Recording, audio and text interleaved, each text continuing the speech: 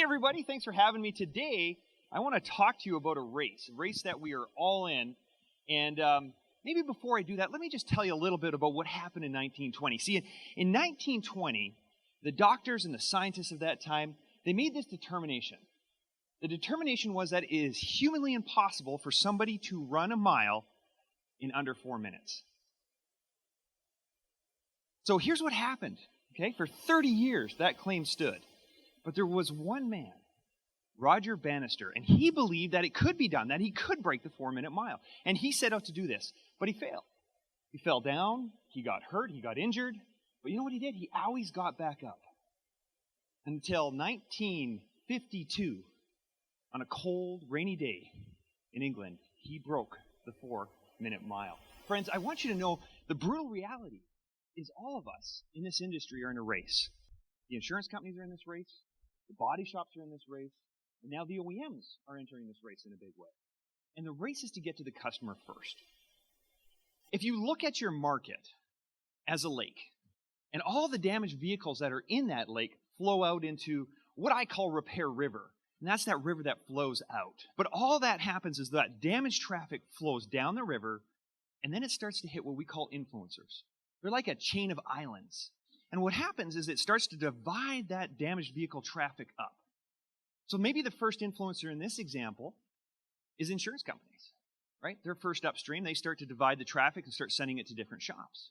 Then as that traffic continues to flow down, it might hit a second chain of islands.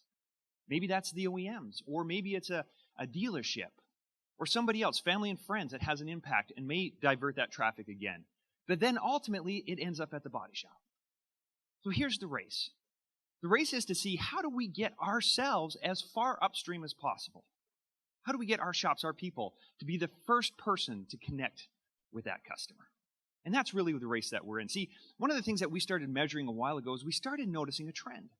And the trend was that customers are now contacting body shops more and more. And the trend that's happening is deductibles are on the rise. Customers are afraid that if they file a claim, their premiums may go up. What about Carfax? So these fears cause them to reach out to the body shop first. We thought to ourselves, man, what an interesting trend. So we had our call center out of Toronto, decided we call a bunch of shops. So we called a few thousand shops. And we started asking this question, pretending to be a customer. We said, hey, I need to get an estimate. You know what was interesting? 94% of the shops asked us, the first question they asked us is this going through insurance? When they were told yes, fully 83% of those shops then told us to go ahead and call the insurance company first. We just relinquished the race. We just put ourselves in last place as the repairer. Isn't that interesting? So I had kind of one of these aha moments. And it was a few years ago. I was playing hockey. And so, look, sometimes I'm as bright as the inside of a hockey puck, right? I was playing hockey. I didn't have a full-face helmet on. And I catch a slap shot right in the teeth. Right, knock a bunch of teeth out, and I had just an even worse grin than I have now today. And so I go to the dentist, and wouldn't you know it, the very first question the receptionist asked me is this going through insurance?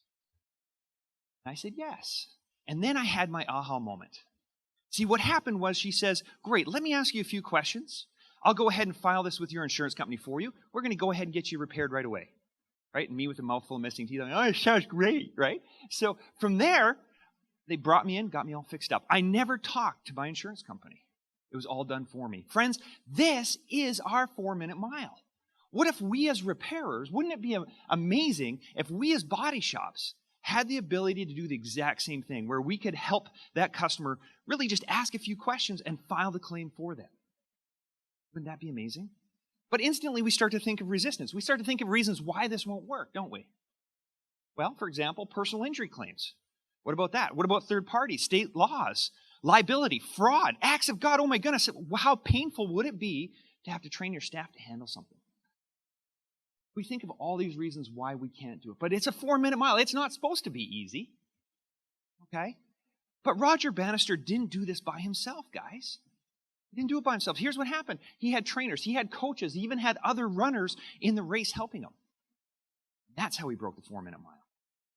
About 8 months ago, I asked my staff, I got them all together in a boardroom, and I said, guys, we want to try and break the 4-minute mile. What can we do? So we started. We started enlisting legal experts and past insurance executives, and some of the OEMs started helping us trying to figure out how do we break the 4-minute mile? How do we do this for our customer? And the vision as it sits today is when a customer needs to file a claim, the shop can transfer that over to somebody who's educated, somebody who maybe has insurance adjuster's license, who can take the first notice of loss, execute a power of attorney, maybe get a signed authorization for your shop, and then even go ahead and file the claim for you with the insurance company. Here's the thing about new initiatives. See, a lot of times new initiatives can be like a wave. And we've seen this. We've seen this in our industry. We've seen where maybe a consolidator comes along, or maybe a big DRP comes along and changes things, and it's like a giant wave. And it's good for some. Some people are out there surfing on this giant wave and having a great time. But for a lot of people, it can be damaging. So for a new initiative to truly be exceptional, to truly last the time, it needs to be what I call the rising tide. Okay? And this is a formula that I talk about with my staff all the time. See, a rising tide lifts all boats, doesn't it? Lifts all boats. So how can we do this for our industry?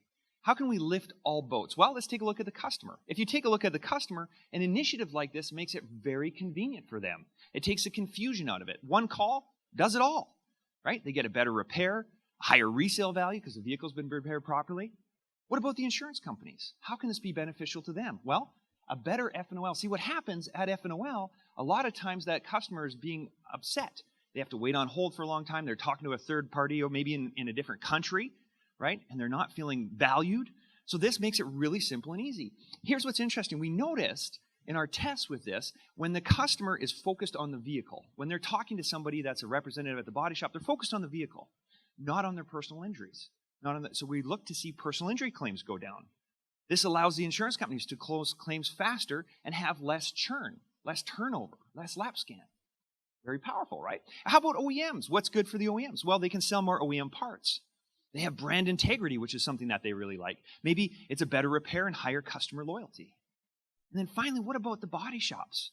Wouldn't it be great if we could just keep our customers? When they come to us, we don't have the worry about them being directed somewhere else. Maybe we can now start using more OEM parts. Better repair. Less oversight from an insurance company. Less need for DRPs. Wouldn't that be a powerful thing? So it always comes down to this question. Can we actually do it? Can we do it? See, what's interesting to me, just 47 days after Roger broke the 4-minute mile, his running partner, John Landy, also did. Just 47 days. It had never been done before. 47 days later, they accomplished it. And since that time, 1,497 other people have also broken the 4-minute mile.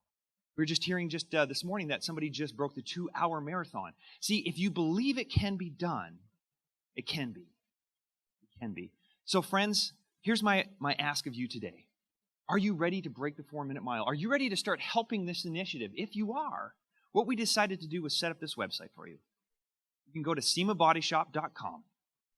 You can scan this QR code, and it will bring you to an area that's a discussion group about this exact subject. We want to know your thoughts. We want to know your feedback. And most importantly, we want you to help us run this 4-minute mile and break the 4-minute mile. Guys, thanks for having me. I appreciate it.